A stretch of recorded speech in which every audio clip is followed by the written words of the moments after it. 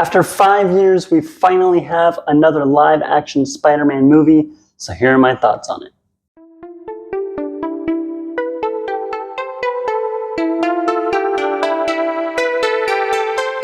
Hello everybody, my name is Jesse and welcome to my channel, and Spider-Man Brand New Day is our first live-action Spider-Man film in 5 years, directly following up Spider-Man No Way Home.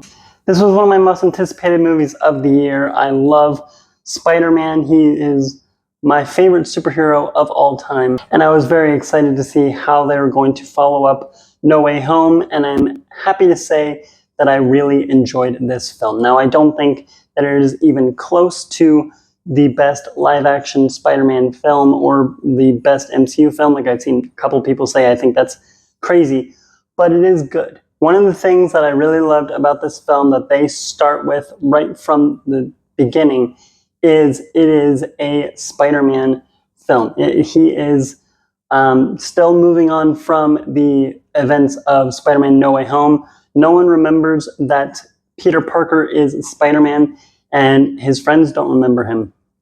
And so he is truly being Spider-Man alone, and he's being the friendly neighborhood Spider-Man. They finally keep Peter in New York in this film. It is a New York-centered story, and I loved that. They show a montage at the very beginning of him fighting various villains. There's a couple really fun cameos, and it's just showing him fighting crime for the city, spending his time fully being Spider-Man. And other than Spider-Man Homecoming, that's one of the things that these last couple films to me have really been missing. You know, in Far From Home, he went to Europe. He was in a completely different country. In No Way Home, they were playing around with the multiverse and had all these different characters coming in from other universes. This film is much more grounded, much more street level. Yes, it does bring in several characters from the MCU. You are reminded a lot that it's an MCU movie, and I'll talk more on that later. But it is a much more grounded, much more focused story. I think this is the best looking of the Tom Holland Spider-Man films. The visuals, for the most part, really work. And there's some really, really cool web swinging and camera movement in the fight sequences. At the very beginning, like I said, they were doing this montage of him saving the city. They do this really cool thing where they recreate many very famous classic comic book covers. I love that. Those shots, I think, look really, really cool. The cinematography does a lot of really cool things with the web swinging, showing various different shots that just we've never really seen before with any other Spider-Man film. And I really have to talk about the suit that Spider-Man wears in this film. I love this suit. It pretty much takes everything that, all of the best parts about all of the other previous eras of Spider-Man. It's got the really vibrant colors from Tobey Maguire and Andrew Garfield. You can see that it is a real fabric suit. He still keeps his mechanical lenses. You still have some of the Tom Holland personality in this suit. But I just love that you can tell that it is an actual suit that he is wearing this entire time. It's not CGI polished. It's not Stark technology. It is his homemade suit, and it looks absolutely gorgeous. And I think the thing that I loved the most about this film, and where the film succeeds the most, is when it is a really wonderful character study on Peter Parker. These films, the Tom Holland films, have been great movies. I've really enjoyed them, but they've kind of been missing the Peter Parker focused story that we got from the Raimi films or even the Andrew Garfield Amazing Spider-Man films. This movie puts Peter Parker front and center. It shows how he is still moving on from the consequences of the ending of No Way Home. He is trying to live a life where he can be away from MJ and Ned. They show him constantly watching Ned's college videos on social media, you can tell that Peter is very lonely and depressed in this film. He's suffering quite a bit trying to move on from his friends and just be Spider-Man, and he still can't. Tom Holland gives a phenomenal performance, and it's between this or No Way Home, that is my favorite performance of his in these movies. I think just the fact that we've seen Tom Holland grow up alongside this character, he's been playing this character for the longest now, being 10 years. And so you can see how much he has matured with this character, and his acting has matured.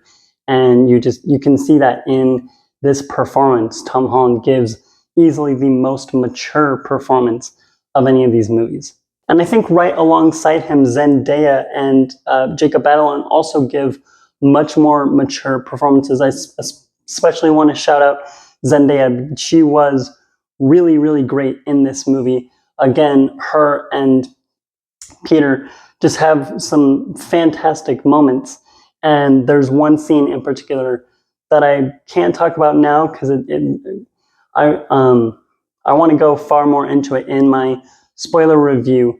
But there are several moments in this film that just really hit like a brick wall. It really shows the consequences of what happened with the memory wipe in No Way Home.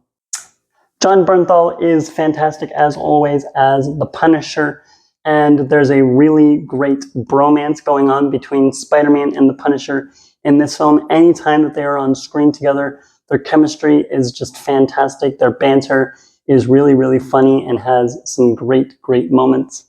I really liked Sadie Sink in this movie. I think she does a great job in the role of her character. I think she does great with what she's given. As far as the character that she is playing, I just don't fully love the direction that this movie went in. I really can't talk about her character at all without going into very heavy spoilers, so I'm going to save all of that. So for now, I will just say Sadie Sink is great in the role. If you've seen her in Stranger Things, you know she can be the rebellious character while also carrying the emotional moments. She does all of that very well in this film, and she just her performance is great. That's all I can say.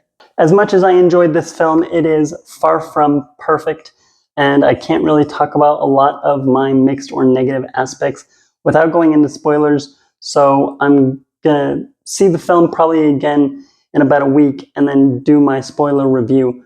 But my one negative that I'll speak about in this video is I do think it gets a little bit overstuffed and overwhelming at times.